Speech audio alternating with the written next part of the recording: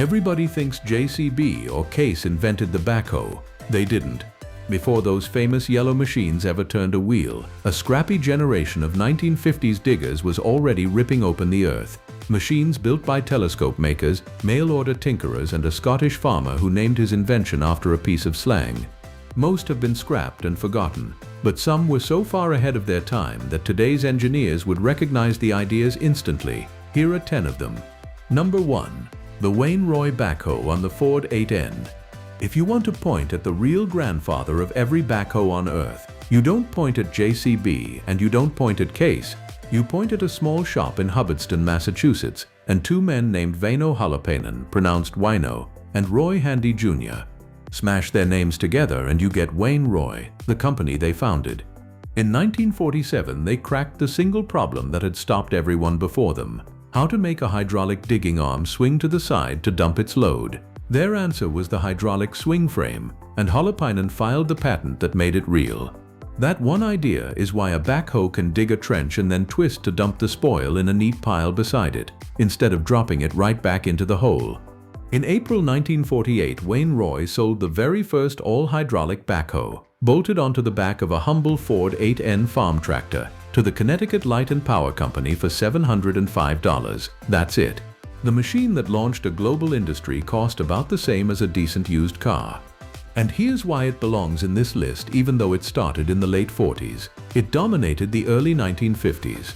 Wain-Roy built roughly 7,000 of these units between 1948 and 1954, and along the way the company also invented the outrigger stabilizer bar and the reversible operator seat, features you'll still find on a brand new backhoe today. The company itself is long gone, but the Wain-Roy line of couplers and attachments still survives under the Woods Equipment name. 70+ years later, the DNA is unchanged. Not bad for two guys and a Ford tractor. Number 2. The Frank G. Huff HE with a Wain-Roy hoe. Here's where the story gets clever. In 1952, in Holden, Massachusetts, the local water department took delivery of a machine that quietly invented an entire category: the tractor loader backhoe, or TLB. The base was a Frank G. Huff model HE wheel loader. Now Frank Huff matters in his own right. He's the man who pioneered the first hydraulic front wheel loader back in the mid-1940s, and his company later became a subsidiary of the mighty International Harvester. So you already had a serious loading machine. Then somebody bolted a Wain-Roy hydraulic backhoe onto the back of it. And that was the lightning bolt moment. For the first time, you had one machine that could load with the front and dig with the rear, all on the same chassis, all driven by the same operator. Loader on one end, backhoe on the other, the exact silhouette of every backhoe you see on a job site today. By early 1954, two Huff payloader models, the HE and the larger HF, were offered from the factory with integrated Wain-Roy backhoes, which means this wasn't just a one-off experiment, it was a real, viable product. The reason people forget it is that the three pieces, tractor, loader, and hoe, often came from three different companies, each with its own warranty, which was a headache. Case and JCB would later solve that by building all three parts themselves and taking the credit. But make no mistake, the shape of the modern backhoe loader was standing in a Massachusetts water yard in 1952, doing real work. Years before the famous names showed up, the Huff HE was brilliant precisely because it proved the concept was more than a novelty. It was a machine a town could actually rely on. Number 3. The Sherman backhoe for Ford. This one might be my favorite because it's the most American story on the list. Picture the back pages of Popular Science and Popular Mechanics in the late 1950s. Tucked between the ads for X-ray glasses and rocket kits, you'd find a very serious pitch: be your own boss, with a backhoe. That was Sherman Products of Royal Oak, Michigan, sometimes called Sherman Brothers. Sherman was already deep in the Ford ecosystem. The company built transmissions and a whole catalog of implements designed to bolt onto Ford tractors. So when the backhoe boom hit, Sherman did the obvious thing. It built a hydraulic backhoe attachment that turned an ordinary Ford tractor into a money-making digging machine, and then it marketed the dream directly to regular people. And that's the genius of it. The Sherman backhoe wasn't trying to outmuscle a giant excavator. It was selling independence. A guy with a Ford tractor and a Sherman hoe could start a one-man trenching business, running water lines, digging footings, laying pipe, without buying a $50,000 machine. It democratized earth moving.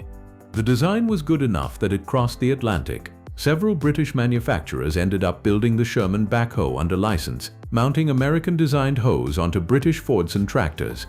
So a machine born in a Michigan implement shop ended up digging trenches on 2 continents. The story has a very tidy ending too. The Sherman backhoe was such a strong fit for the Ford tractor that in 1960 Ford simply bought the whole company for $2.3 million and rolled the technology into its own line. When the world's largest tractor maker buys you out to get your design, you were doing something right. The Sherman was brilliant not for its engineering alone, but for who it put in the driver's seat. Number 4. The Whitlock Dinkum digger. Now let's cross to Britain and let's settle an argument. Britain's first backhoe loader was not a JCB, it was the Dinkum digger, and the story behind the name is even better than the machine. The core invention came from a Scottish farmer and inventor named Robert Ewan from Fife. In the early 1950s, Ewan worked out a hydraulic backhoe you could hang off the rear of a tractor, and that word Dinkum, the one everybody assumes is pure Australian slang for genuine or the real thing. It's actually an old Scottish word.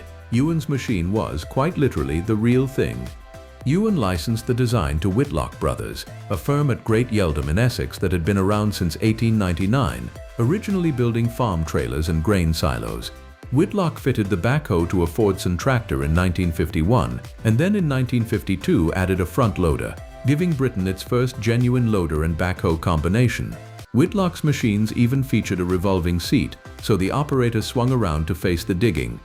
And here's the timeline that stings for the JCB legend. Whitlock had a working, sellable backhoe loader out in 1951 and 1952, while Joe Bamford was by most accounts still building farm trailers in his workshop. JCB's first prototype didn't appear until 1953. In the UK, the term backhoe loader was first attached to the Whitlock Dinkum digger, not to anyone else. The Dinkum was brilliant because it worked and it lasted. By the 1960s, Whitlock was one of the most popular digger brands in Britain, and plenty of contractors bought a Whitlock as the very first machine in their plant fleet. The company was eventually absorbed into the Hymac operation in the mid-1970s and faded from memory, which is exactly why it earns a spot here. Britain's first backhoe loader deserves to be remembered by its real name. Number 5. The JCB Mk1 and Hydra digger. I know what you're thinking. After all that, is JCB even allowed on this list? Absolutely, because JCB's real genius was never the claim that it invented the backhoe. Even honest historians push back on that. JCB's genius was that it commercialized the backhoe better than anyone alive. By 1953, Joseph Cyril Bamford, working out of a converted cheese factory in Rochester, England, had launched the JCB Make-1 excavator. The recipe was simple and powerful. Take his existing hydraulic major loader on the front of a tractor and add a hydraulic excavator arm on the back. Front loader, rear hoe, one machine. He'd already started painting his products that unmistakable yellow back in 1951, and the now famous JCB logo appeared for the first time on these machines. The Mk1 was influential, but it was the follow-up that turned JCB into a giant. In 1956, JCB strengthened and up-powered the concept into the Hydra digger, which the company advertised as the world's most powerful tractor-mounted excavator, strong enough it claimed to dig through solid rock. Then came a detail that tells you everything about JCB's real edge. The Hydra digger was soon offered with a proper enclosed cab and a heater. While competitors treated the operator as an afterthought sitting out in the English weather, JCB decided operator comfort was a selling point. That obsession never left the company. Why was this brilliant? Because Bamford understood something the inventors didn't. Don't sell one attachment when you can sell the whole machine, built and backed by a single company, in a color nobody could ignore. He took a concept others had already proven and turned it into a product people lined up to buy. The scoreboard says it worked. In 2025, JCB rolled its 1 millionth backhoe loader off the line to mark the company's 80th anniversary. More backhoes than any manufacturer on the planet. The Mk1 didn't invent the idea, it just conquered the market. Number 6. The Massey-Harris Workbull. Some machines on this list are brilliant because of what they started. This one is brilliant because of how modern it already was in 1953. In 1953, the Canadian giant Massey-Harris, fresh off merging with Harry Ferguson to become Massey-Harris Ferguson, put together a backhoe loader package built around its industrial Workbull tractor. And Massey did something honest that most companies did back then. It bought the best attachments it could find. The loader was a Davis Model 500. The backhoe was a Model 85, built by Midwestern Industries of Wichita, Kansas. Now look at the spec sheet, because for 1953 it's genuinely surprising.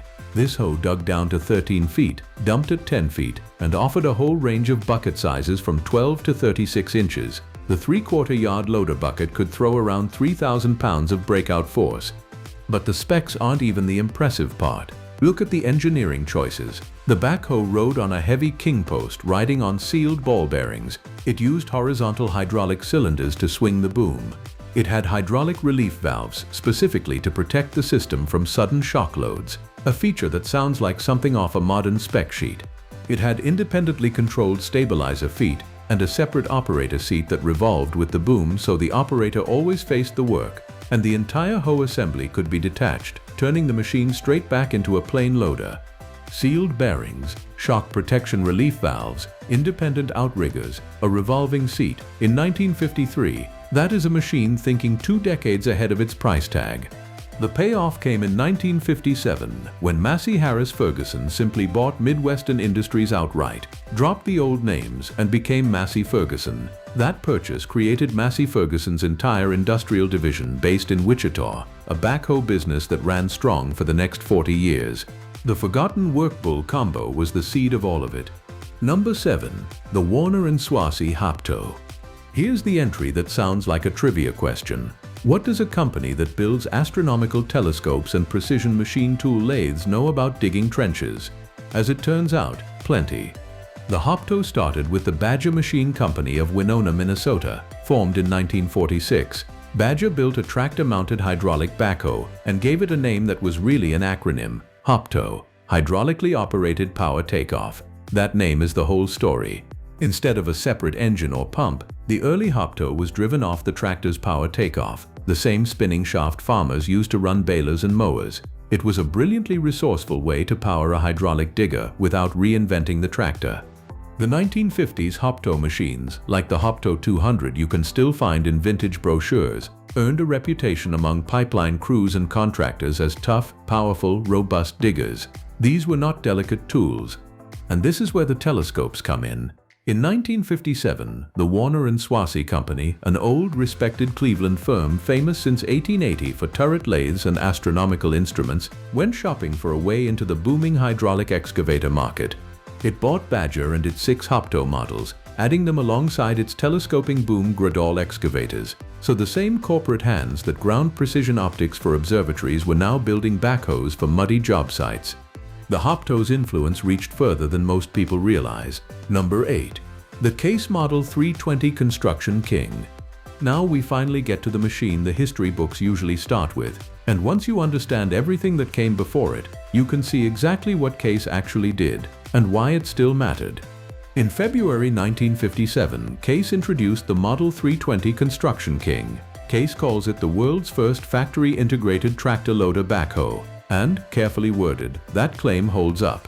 The Wain-Roy attachments, the hoe combos, the Sherman hoes, the Whitlock diggers, every one of those mixed and matched parts from different makers. A contractor might run a tractor from one company, a loader from a second, and a backhoe from a third, and when something broke, good luck figuring out whose warranty covered it. The Case 320 killed that problem. For the first time, the tractor, the loader, and the backhoe were all designed, built, and warranted by a single manufacturer, purpose-built at the plant for construction from the ground up. One machine, one company, one warranty, one phone number when something went wrong. As Case itself later put it, before the 320, contractors had been making do with farm tractors and sometimes jury-rigged backhoe attachments. With the 320, they suddenly had one dependable machine that could trench, lift like a small crane, and backfill, the full cycle of a job, start to finish. That's why the 320 revolutionized the industry even though it invented almost nothing mechanically new. It was brilliant as a business idea. It made the backhoe loader a serious, supportable, single-source product that a construction company could bet its livelihood on. And that's the moment the machine went from clever gadget to job site standard. The proof is in the survival. That 1957 machine launched the Case backhoe dynasty that runs straight through to the famous 580 line still sold today. Nearly 70 years of continuous production traces back to one yellow tractor in 1957. Number 9. The High Dynamic Dynahoe Model A. Most backhoes on this list were about being clever, cheap, or versatile. The Dynahoe was about one thing, being an absolute tank. In 1959, the High Dynamic Corporation out of Lake Bluff, Illinois, introduced the Dynahoe Model A, the second purpose-built, ground-up American backhoe loader ever made. And High Dynamic clearly set out to build something in a completely different weight class from the little farm tractor conversions. Look at the numbers. Remembering this is 1959, 14,000 pounds of operating weight, a 14-foot digging depth, a massive heavy frame with a tight, efficient, fully integrated backhoe linkage, no bolt-on attachment compromises here. Early units were powered by a 65 horsepower Continental Flathead Red Seal 6-cylinder gasoline engine, and starting in 1961 you could get it with a Detroit Diesel 353. The gas engine was dropped in 1964, and after that it was all diesel. High Dynamic marketed the Dynahoe honestly. This was the machine for the contractor who wanted extra capacity, extra production and real mobility, and who was willing to pay for it. And that was the catch. Because it was so overbuilt, the Dynahoe carried a high price, so it never sold in the huge numbers the little machines did. It lived in a niche, the specialist tool for people doing heavy excavation who refused to baby their equipment. But here's the thing about building something that overbuilt. It doesn't die. Many of those original 1959 Model A Dynahoes are reportedly still in use today, more than 60 years later. That is the ultimate testament to the engineering. The niche was valuable enough that in 1971, mining and excavation heavyweight Bucharest Erie bought High Dynamic and kept the well-respected Dynahoe name alive for years. The Dynahoe was brilliant because it refused to be average. It bet everything on durability and muscle, and the survivors still digging today prove that bet was right. Number 10. The Steel Fab Scout Digger. We'll finish with the deepest cut on the list, a machine most people have never heard of, from a company most people don't associate with digging at all. In the early 1950s, a steel fabrication firm called Steel Fab, based on Pengham Road in Cardiff, Wales, decided to jump into the exploding backhoe loader market. Steel Fab wasn't an earth-moving company. It had built structural steel frames, including frames for post-war prefabricated housing. But the backhoe boom was impossible to ignore, so Steel Fab went and got a design the smart way, under license from the Shawnee Manufacturing Company of the United States. The result was the Steel Fab Scout Digger, an American-designed backhoe, built in Wales, sold across Britain. And it sold well. Many hundreds of Scout diggers went out the door, putting affordable hydraulic digging power into the hands of British contractors during exactly the years when the whole industry was being born. The Scout is a perfect little snapshot of how backhoe technology actually spread in the 1950s, not through one heroic inventor, but through a web of licenses and partnerships bouncing back and forth across the Atlantic. If one of these forgotten machines surprised you, tell me which one in the comments, and if you want more lost heavy metal history like this, you know what to do.